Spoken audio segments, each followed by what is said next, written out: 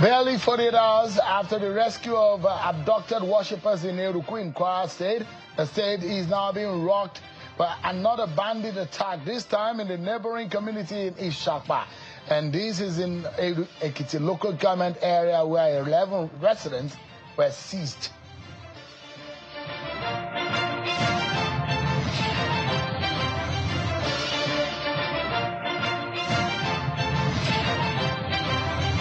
President Tinubu has ordered a comprehensive security cordon on forests in Kwara State following recent incidents of kidnappings and terrorist attacks.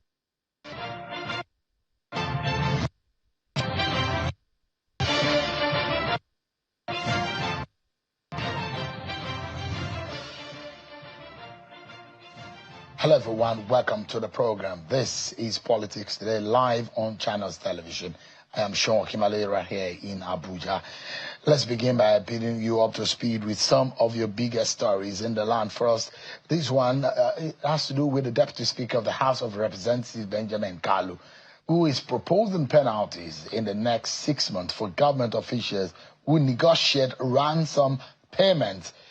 Was speaking at the lower chambers in the special session National Security, is saying legislative move to make that happen will help in addressing insecurity in Nigeria. So the number 3 is a priority legislative agenda. What do we need to do in our phase 1 between now and 6 months? What is the foundation of what we need to do? Asking this question is proposing that sanctions and penalties should be on government officials who negotiate with terrorists and bandits who kidnap people for ransom.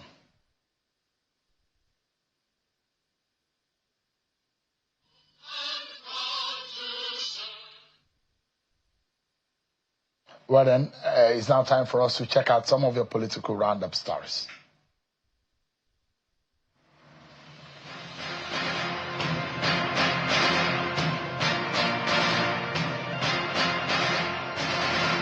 In the face of rising insecurity in parts of the country and search for ways out, the United States of America has been asked to assist the Nigerian government with technology and equipment to tackle insurgents rather than threaten with invasion.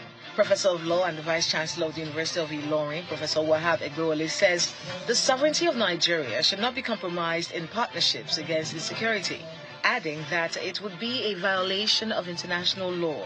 Professor Adebayo was speaking with journalists as part of events marking the 50th anniversary of the institution in Ilorin. I urge the American government to assist the Nigerian government with technology and equipment, both software and hardware, to defeat the monsters that make our lives nasty, brutish, and short. President Bola Tinubu has appointed Governor Hope Uzodinma of Imo State as the renewed Hope Ambassador ahead of the national launch of the federal government's Ward Development Program. The governor, who currently chairs the Progressive Governors Forum, is also served as the Director General of Party Outreach, Engagement, and Mobilization. A statement by the Special Advisor to the President on Information and Strategy, Mr. Bayo Onanuga, says the appointment takes immediate effect. The chairman of the Independent National Electoral Commission, INEC, Professor Joash Amupiton, has sworn in Professor Adeniran Tella as the resident electoral commissioner for Oyo State, with a charge to rebuild the confidence of residents in the electoral umpire. Professor Adeniran, who had served as the resident electoral commissioner for Oyo State, was reappointed by President Tinubu in October this year and confirmed by the Senate on November 4th, 2025. At his swearing-in ceremony and redeployment to Oyo State, the INEC chairman charges Professor Adeniran to uphold transparency, electoral integrity, and win back the confidence of residents in the electoral umpire. The All Progressives Congress in Adamawa State is taking further steps to consolidate its structures by introducing e-registration of its members. Speaking during the flag-off exercise at a meeting of stakeholders of the party in Yola, the zonal vice chairman northeast of the party, Murtala Salihu, says the exercise is meant to create a reliable database of the party membership for more effective coordination. To Borno State, where the Critical Youth Stakeholders Forum of the African Democratic Congress says it will not surrender the soul of the party to the transactional politicians who have lost their usefulness and relevance. The chairman of the forum, Sheriff Banki, who disclosed this at a press conference in Maiduguri, explained that the mission of the politicians is to use the party for selfish interests. He called on the national and zonal leadership of the party to tread cautiously in listening and aligning with what they described as political traders.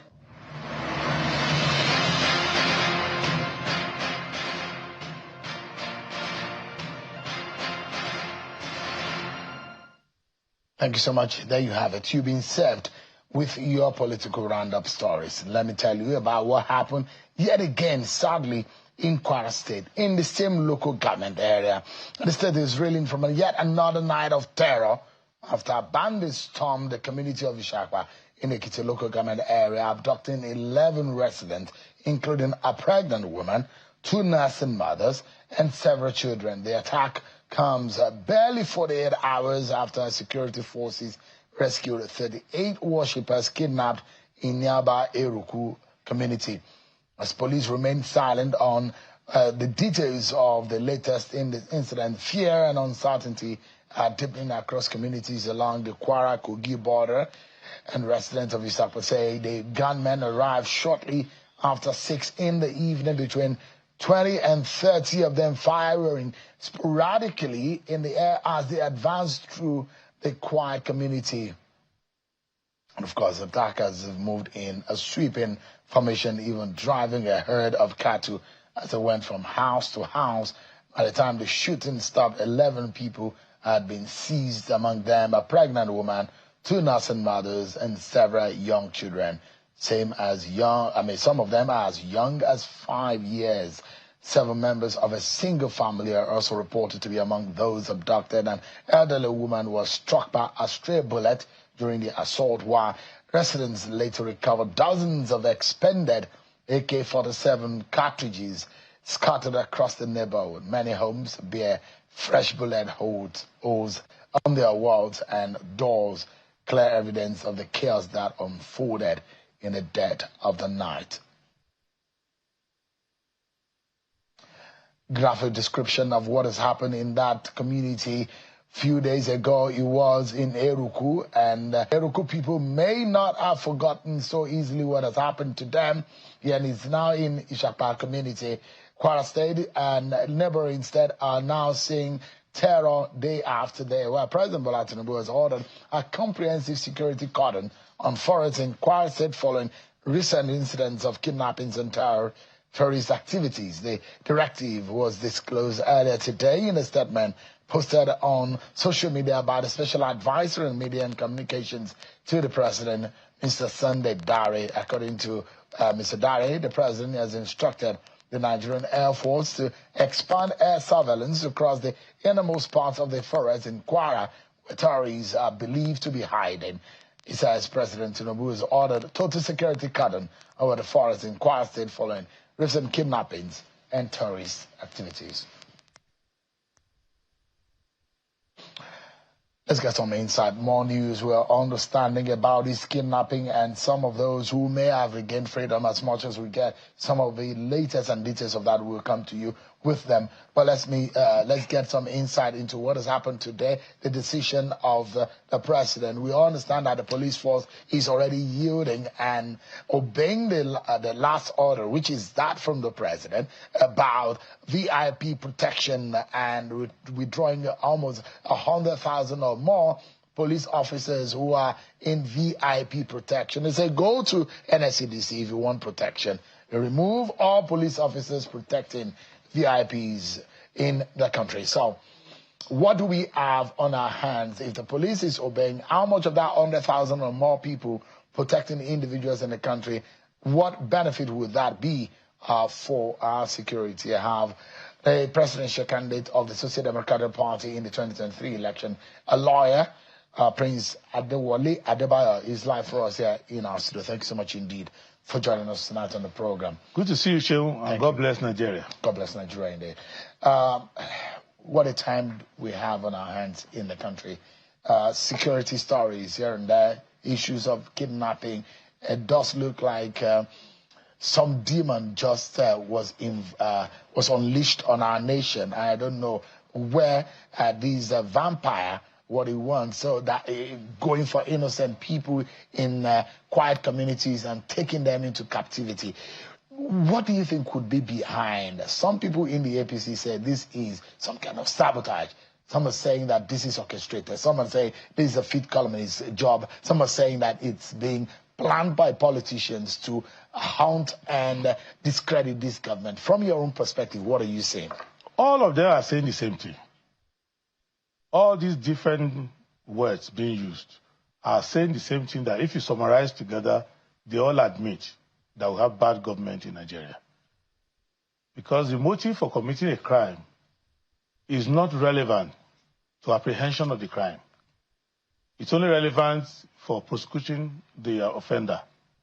So if somebody is coming to snatch babies from the cradle, housewives from their homes, nursing mothers from their nursery, either because political opponents send them, either they are doing it for money, or they be sponsored from abroad, or they just hate APC, your job is to apprehend them.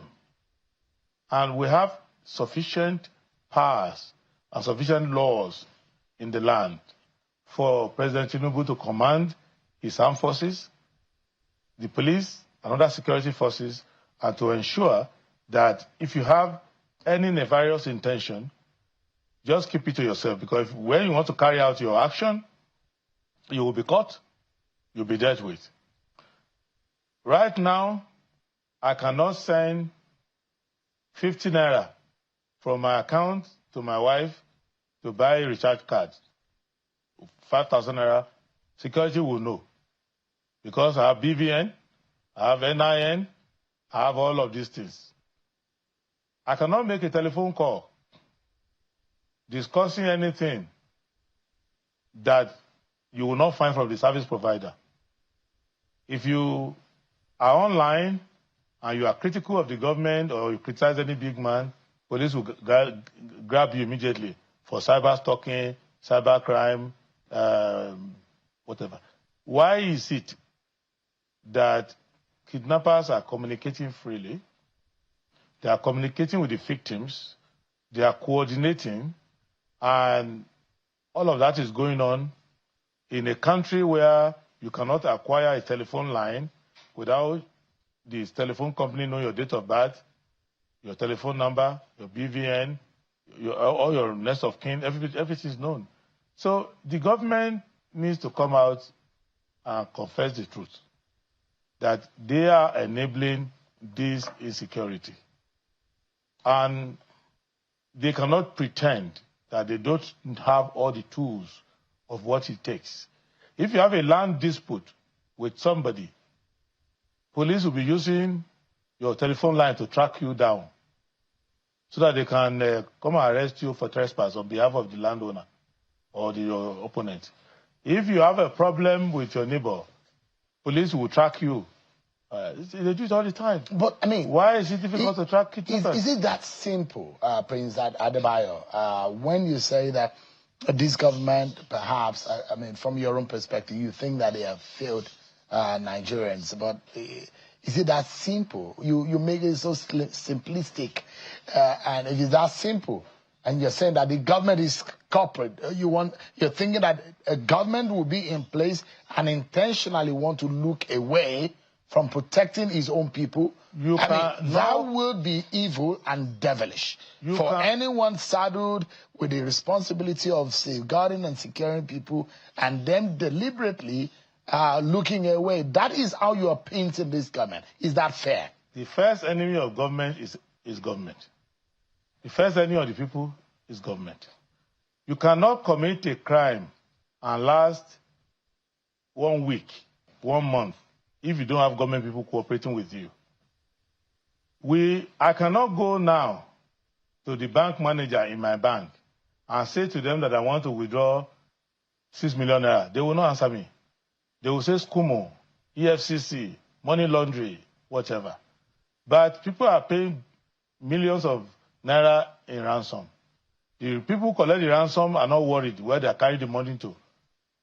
If you want to try it out, just keep collecting your salary and take it to cash. When it's up to 10 million, I try to take it to the bank. The bank will tell you all kinds of stories. What I'm letting you know is that President Tinubu, in my own humble view, has lost control of his government. And is flailing around. He needs to put his acts together, organize his government, make sure that he understands that police covers this country effectively. Because every local government in Nigeria has a police division. There's a DPO Even in some large or massively populated local government, you have more than one division of police there. And are you telling me that in Eruku, in Isapa, and all those places, there is no division there? Are you saying that if there's a youth core member in Eruku criticizing the APC or criticizing the government, they will not go and arrest the person? This is a government that could capture somebody in Nairobi, Kenya, and bring here for trial and sentence the person. But they cannot capture people who are going around. How do you go and carry hundreds of people? Have you been a nursery school teacher before? To get 35 children to cooperate with you inside the class, is it easy?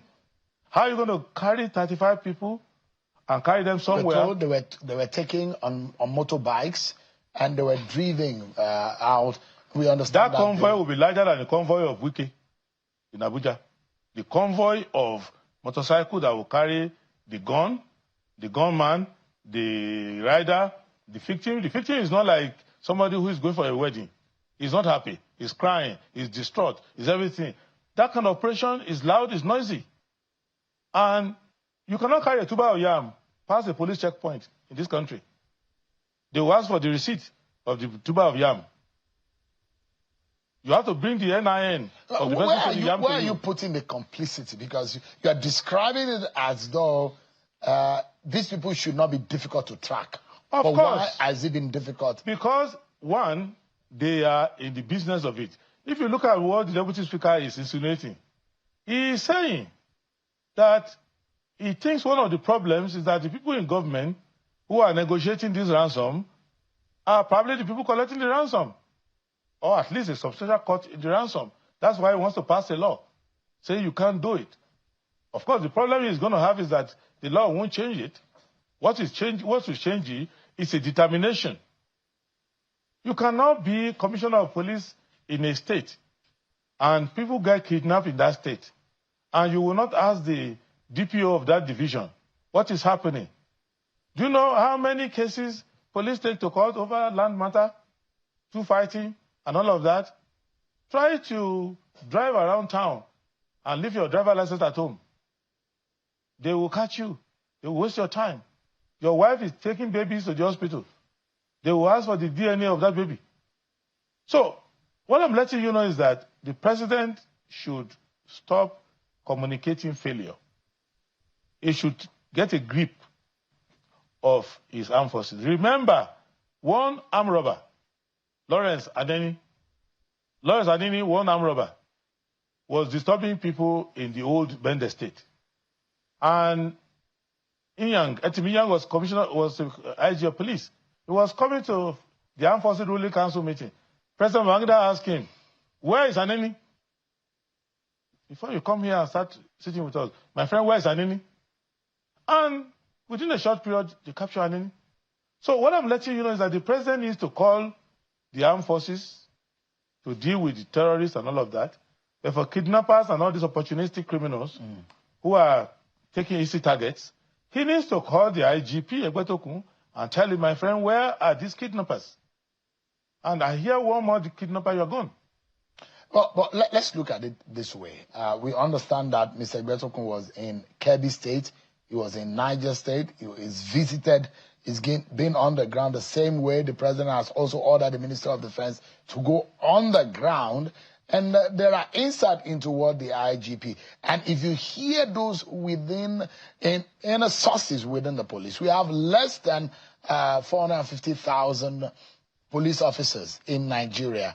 Out of that number, Prince Adebayo, about 100,000 are protecting people like you who are VIPs and politically exposed persons.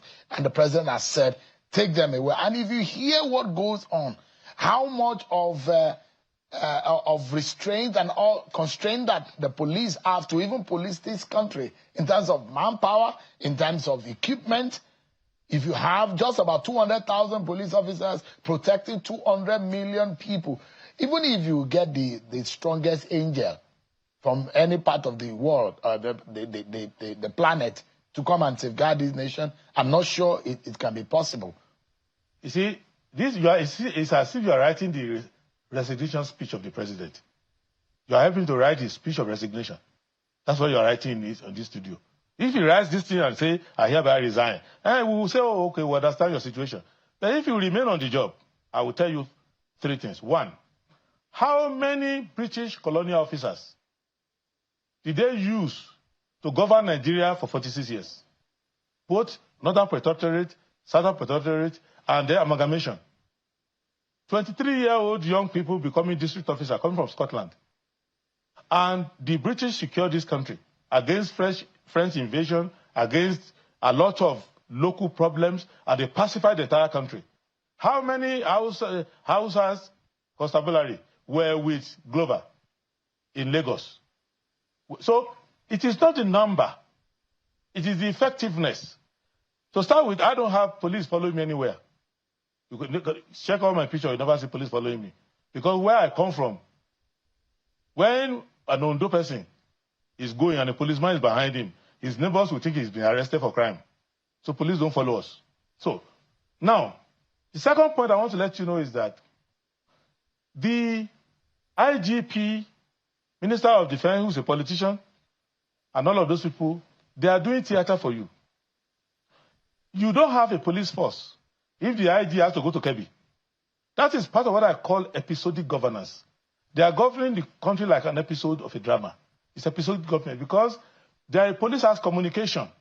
The IG can be in his office, the president can be in the command and control center, and they will instruct officers that are on ground, and they will see what they are doing live.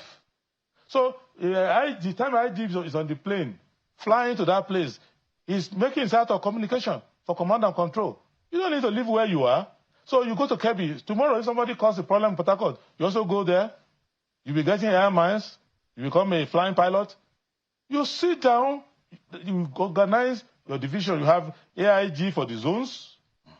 You have DIG for divisions in the police. Then you have AIG for the zone. They created more zones and more AIGs now. Then every state has a commissioner. And every commissioner is a senior enough police officer that can become IGP anytime. So then you have area commanders. Then you have divisional police officers, DPOs. Then you have under them the DCO for crime, then you now have police stations everywhere. So why do you need, as IGP, to be campaigning all over the place? All you need to do is to give morale to your people. I'm not going to teach the IGP how to be a policeman. He appears to be on the job for a long time. I'm worried about the person who is occupying the job, which I know how to do. And job of commander-in-chief. So the president is the problem. You yet again, I'm bringing the fact, and I really tonight want every Nigerian to, for us now to sit back, reminisce on what is going on, reflect on what our nation has turned, and perhaps start thinking again, where did this problem start? How do we get out of this conundrum? Are we not able to secure ourselves from those who are hating? And the question is that you oversimplify it, yet I say again, and to the extent of, and I don't want to believe anyone is in office, either as a local government officer or as a state governor, as a president, and sitting right idle there and doing nothing and knowing nothing on how to secure their own people, and they see that bandits are killing their own people. You make it look as though those people who are in office, they don't know what they are doing. That is correct. They don't know what they are doing, and they don't want to know. Is it fair to say President Bola Tinubu, with all the strategies and the promises that are being made, I mean, it would be unfair to say such a thing. See what he has said about the police. Remove those police. He has also ordered that cordon all the forest made from order as a chief CNC. Excuse me, let's get something clear. Let's understand something. I want us to be serious in this country. Number one, Nigerians should not worry. We can secure ourselves. We just have got the wrong government. And we have to follow the government of the day. So, the government of the day is confused. Even as experienced, as technically savvy, as exposed as those who are in government, who are in the aim of affairs, those who have gone through several trainings, as highly placed and highly educated as some of them are, you are calling them incompetent and lacking capacity? Is that fair, Mr. Adebayo? If you are looking for a president who has all the experience, is Goodluck Jonathan. He was commissioner or something before he became deputy governor. He was deputy governor. he became acting governor, he became governor. From governor, became vice president. From vice president, became acting president. From acting president, became president. He won his own second term and became president again. He failed. Even President Tinubu said we should vote him out. He failed. President Goodluck Jonathan has more presidential and executive experience than President Tinubu. Tinubu was just governor of Lagos for 8 years, just dealing with simple things within Lagos there. Now, Lagos is like one-sixth of the size of Abuja alone. So, what experience does he have? The only thing he can bring to bear is to use the tools of that office. First, he must pay attention to the work. And I'm happy that in the last 2 weeks, he has suspended his junketing and jamboree all over the world. He's now paying attention. His spokesperson doesn't abuse people anymore. He's talking about security now. In the last 1 month or before then, Onanuga will have been insulting somebody and calling them names. Now he's talking about cordoning off the forest. Now, second, if you are experienced in security, if you want to cordon off the forest, are you going to announce it? So the terrorists will be waiting for you. Why do I have to know that the forest has been cordoned off? Is that not a serious operational detail that you don't give to the public? That you communicate to the IG and they advise you and you take that decision? You don't think that there are saboteurs who are causing it? Is it coincidence that Trump said something and the Yoruba land is a very popular saying, they say, Ajesoro, Leni, Omoku, meaning that the witch spoke the night before, the day breaks, and the child is dead. Yes. Meaning that, isn't there a correlation? Is it coincidence that Trump is saying, talking about security situation in Nigeria and how it was going to come gun blazing, and that those who will say there are people in Washington DC trying to bring down this government? The same Yoruba people are also saying, if the wall did not crack, the lizard can enter. President Tinubu is the wall that cracked. Because if he secures his country very well, people are not dying. He appoints service chiefs and supervises them. They are not wasting opportunities. He makes the police to know that they're not part of the politics of the day. And police faces their work. You go around, you don't see a policeman hungry enough to stand on the road and be collecting 20 naira. He keeps... You have a local government where you come from. You have a DPO there. Go to your police division and say hello to them. Look around and see whether anything you are saying about President Tinubu is reflecting there. Whether they are equipping them enough. How much does it cost to equip every police division to be able to have proper coverage? Even we who are in the media, we have drones. Have you ever seen a DPO with a drone before? Is it a failure of the government or a devilish action of saboteurs and fifth communists? The real saboteurs are inside that whole villa there. You see, when President Tinubu came, I said to Nigerians that this gentleman will undo his own government by the people he appoints in his own cabal. Because he was elected alone. And look at all the choices he's making. Now, he is the cause of his own problem, domestically and internationally. First, environmentally, he has heated up the whole country by poor economic policies that are making everybody desperate, making everybody to go wild. Leave that aside. In terms of security of the country, he has not been paying attention to Nigerians who have been paying ransom everywhere from One Chance. Do you know if you do a public hearing of One Chance victims, there will be over 1 million. He's not paying attention to people being kidnapped in the communities everywhere. The only reason why he's sensitive to it now is because Trump sent a tweet. When last did you see National Assembly holding a hearing and the president and everybody is going there and they're doing a hearing on anything, but they are spending your money to fly to go and be partake in hearing overseas? How can you say somebody is sabotaging you? Who sabotaged you to the point where you have no ambassador to the United States, no high commissioner to the United Kingdom, no ambassador to France, no ambassador to China, no ambassador to don't have commission to the UK. The Security Council members, even if you are joking, you don't want to have an ambassador to Burkina Faso, Estonia, and Australia. Why would you not have diplomatic representation in the membership of the Security Council? You are treating ambassador appointment like any other political appointment that you are going to use to force people to come and join it. That's an administrative flaw of this government. Yes, it is the failure of head of state function, failure of presidential function, failure of commander-in-chief functions. All right. So that is the problem. Look, let us summarize Nigeria's problem. Spell it as Tinubu. Tinubu is the problem of the country. Because all the powers are vested in him. And he's playing with the powers. He's not been serious. He's a brilliant person. If you study his profile, because you must study your opponent, he's a highly brilliant person. But a lot of, I'm sure you know that teachers in educational curriculum and all development will tell you that very brilliant students can be very lazy, unruly, and unserious because they won't study. A lot of brilliant people have failed because they are not serious. And the president has been reigning like an emperor. He is not dealing with governors as fellow security officers. He's dealing with them as potential defectors to his party. He doesn't hold security meetings with them, task them what's happening in their state.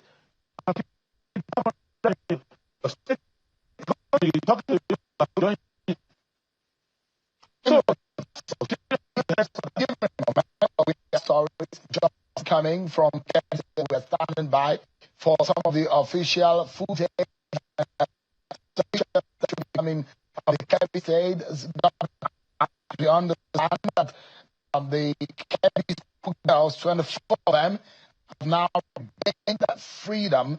Those of them were kidnapped by the terrorists and bandits who struck at the school at dawn on the 17th of November and abducted the girls moments after a military detachment left the premises. The president has welcomed the release today in a statement released by Onanuga, the president's spokesperson, that these girls, 24 of them, the schoolgirls abducted by these terrorists in Maga in Kebbi State last Monday, had now regained freedom. We'll be getting more on that when we return from this break, everyone. Join us again. Thanks so much, everyone, for staying with us on the program. We're telling you about the the freedom that some of those who were kidnapped in Kebbi State were standing by for some of the first pictures coming that would be coming out of the government house in Kebbi State, where we understand that the 24 of them that have regained their freedom will be meeting with the governor. So we're seeing some pictures of them when they're being transported back into town, into Benin Kebbi. Some of those girls who were kidnapped on Monday by these terrorists who attacked my Maga community in Kebbi State.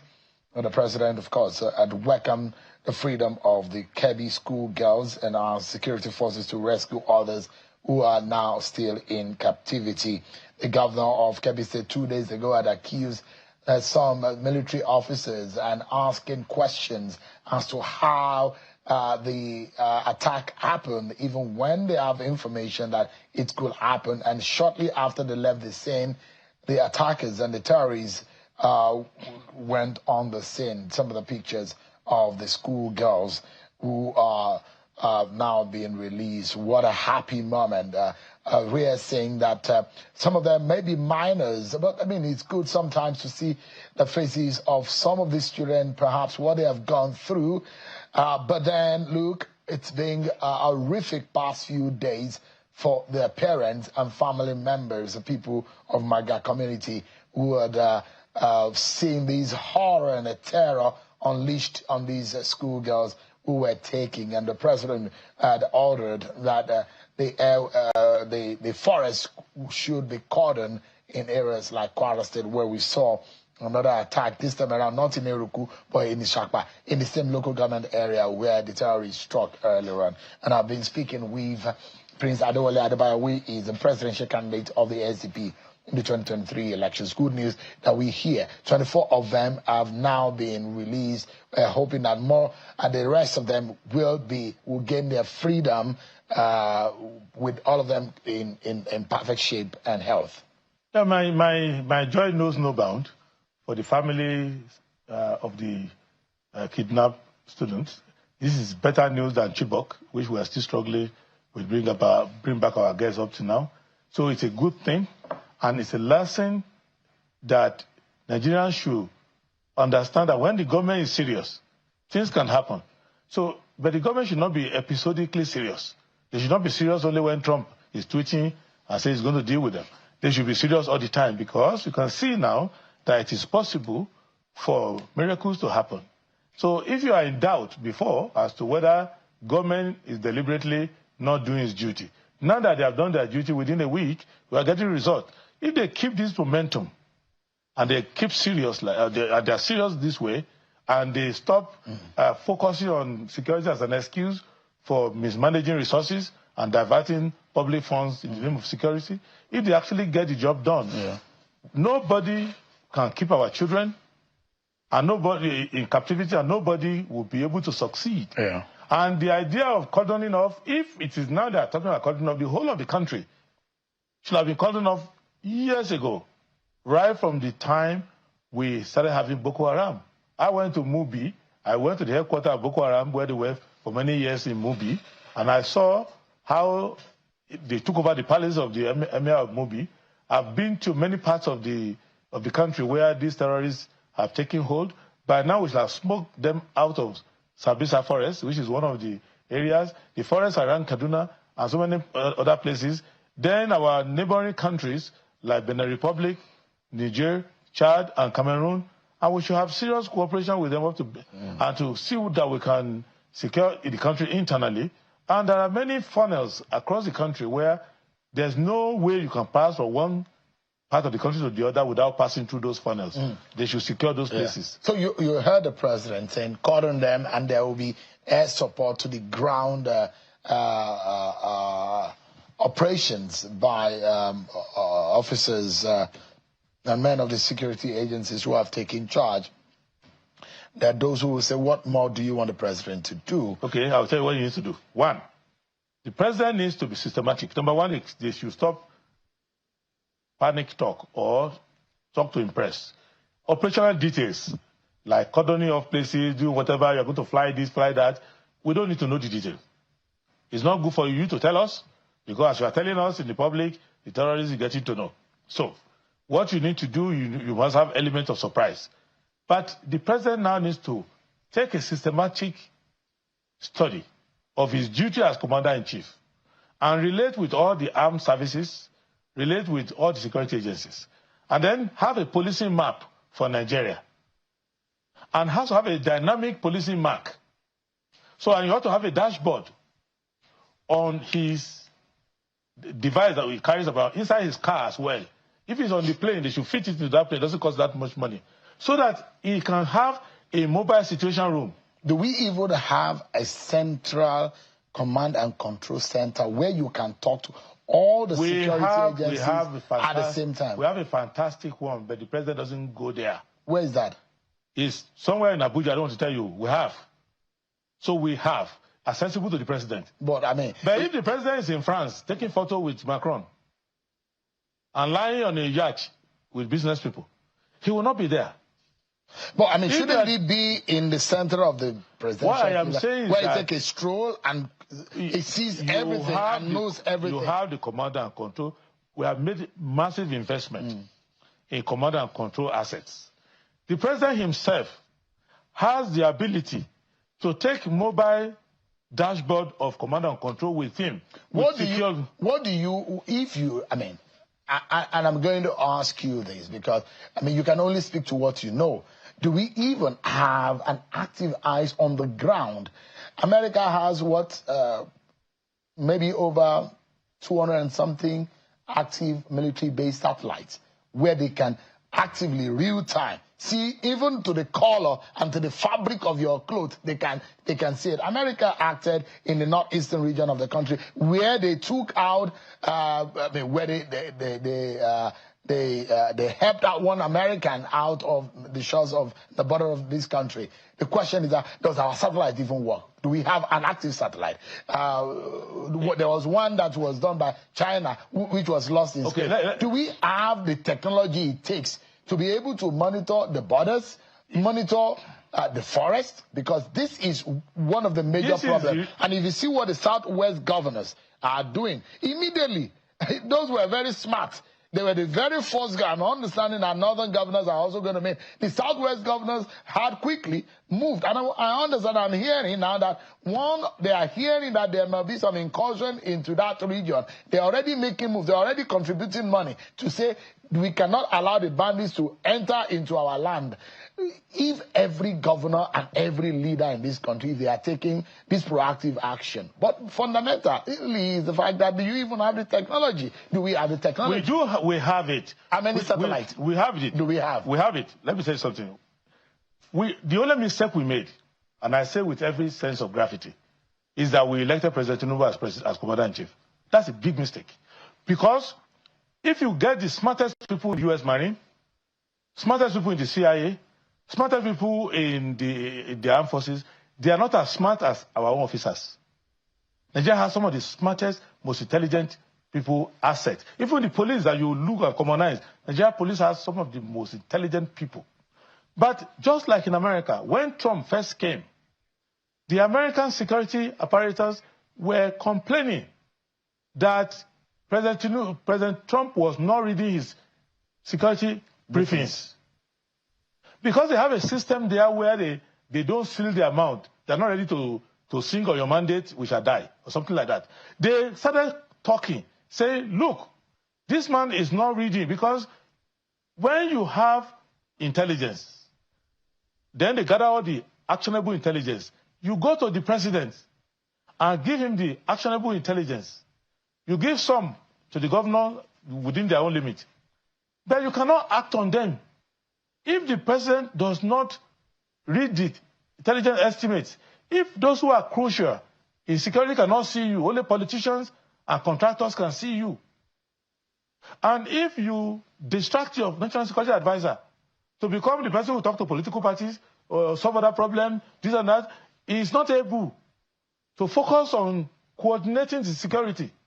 If the NSA is getting carried away and doing operation, instead of empowering the traditional services, Army, Navy, Air Force, Police, NIA, DSS, to do their work, is now carrying all of them, because this thing has to do with budget, it has to do with clout and influence, and you are not able to see it.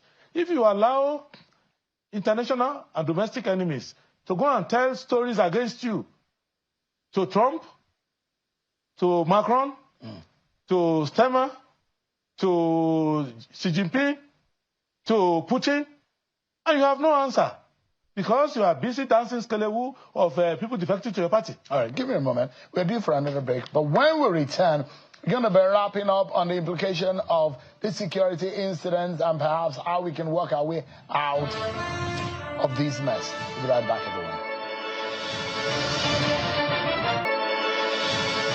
Thanks so much, everyone, for staying with us. We're totally out of town, out of time, rather. So, Mr. Adebayo, good news. These girls are back. Hopefully, no other girls should be taking Gombe. Says schools must close by Friday. Therefore, as we say, we have all it covered. There are fears that schools should have virtual classes and not. So, but where do we go? Fundamentally, there is a need for an urgent action to fix this immediately so that it doesn't escalate further. Just in 30 seconds, where do we go from there? The immediate thing is that President Tinubu, I thank him for being serious for 2 days, and I thank the governor of Kebbi and a few of the other people who have rescued our children out, and they have a duty to prevent that happening. And I want Nigerians to know, don't despair, don't run away. We can do it. We have all it takes. We're not a banana republic. We have very good armed forces, good police force. We only need our commander-in-chief to be serious. And he can be serious if he wants to be serious. God bless Nigeria, and let everybody have hope. Thank you so much indeed. That's our program tonight. Thank you so much, Prince Adebayo, SDP presidential candidate in the 2023 election. Thank you, everyone, for watching tonight. I'm sure Kimaloy. God bless Nigeria.